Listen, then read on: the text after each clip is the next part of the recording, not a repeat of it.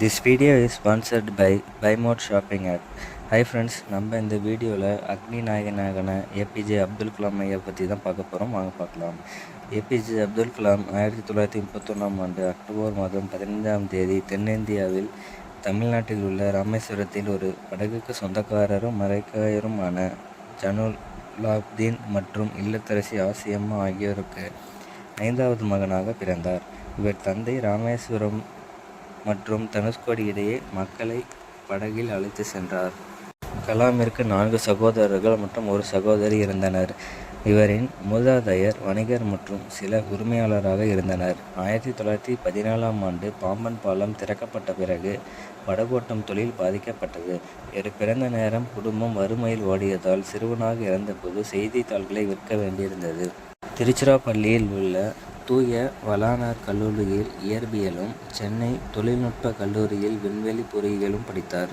பாதுகாப்பு ஆராய்ச்சி மற்றும் மேம்பாட்டு நிறுவனத்திலும் DRDO இந்திய விண்வெளி ஆராய்ச்சி நிறுவனத்திலும் இஸ்ரோ ஏறத்தாழ 40 ஆண்டுகள் விண்வெளி பொறியாளராக பணியாற்றினார்.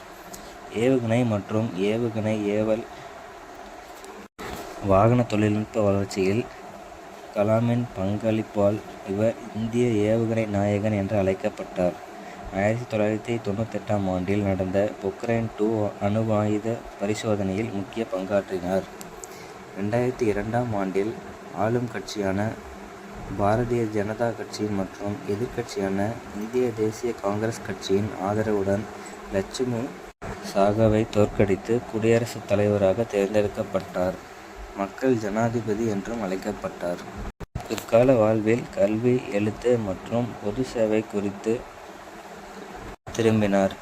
பல கல்வி மற்றும் ஆராய்ச்சி நிறுவனங்களில் வருகை பேராசிரியர் ஆக பணியாற்றினார். இந்தியாவில் உயரிய விருதான பாரதிய ரத்னா உட்பட பல மதிப்புமிக்க விருதுகள் பெற்றுள்ளார். கலாம் தனது இந்திய 2020 என்ற புத்தகத்தில் இந்தியாவை வளர்ந்த நாடாக மாற்ற பல திட்டங்களை முன்மொழிந்துள்ளார். இந்திய வான்படையில் விமானி ஆவதற்கான தகுதி சுற்றில் நுழையில் தவறவிட்டதால் போர் விமானியாக வேண்டும் என்ற கனவு நிறைவேறாமல் போனது.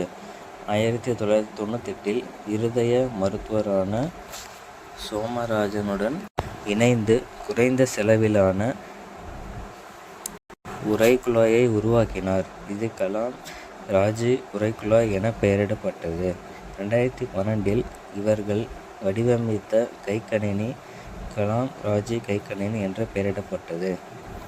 25 ஜூலை 2002 முதல் 25 ஜூலை 2007 வரை குடியரசுத் தலைவராக பணியாற்றினார். குடியரசுத் தலைவர் பதவியை விட்டு வெளியேறிய கலாம் இந்திய அறிவியல் நிறுவனம், இந்திய மேலாண்மை கழகம் ஷில்லாங், இந்திய மேலாண்மை கழகம் அகமதாபாத் மற்றும் இந்திய மேலாண்மை கழகம் இந்தூர் ஆகியவற்றில் வருகை பேராசிரியராக இருந்து வந்தார்.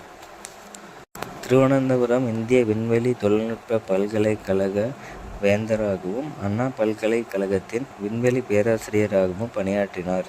2011ஆம் ஆண்டு கலாம் கூடங்குளம் அணுமின் நிலையத்தை நிறுவுவதற்கு ஆதரவித்தார். 2015 ஜூலை 27 அன்று கலாம் ஷில்லாங்கில் வாழக்கூடிய புவியை உருவாக்குதல் என்ற தலைப்பில் விரிவு உரையை ஆற்றினார். அப்போது படிக்கட்டில் ஏறும்போது தடுமாறிய அவர் ஓய்வுக்கு பின் பேசத் தொடங்கினார். சுமார் 6:35 மணிக்கு மயங்கி விழுந்தார். பின் 7:45 மணியளவில் மருத்துவர் இவர் இறந்துவிட்டதாக கூறினார்.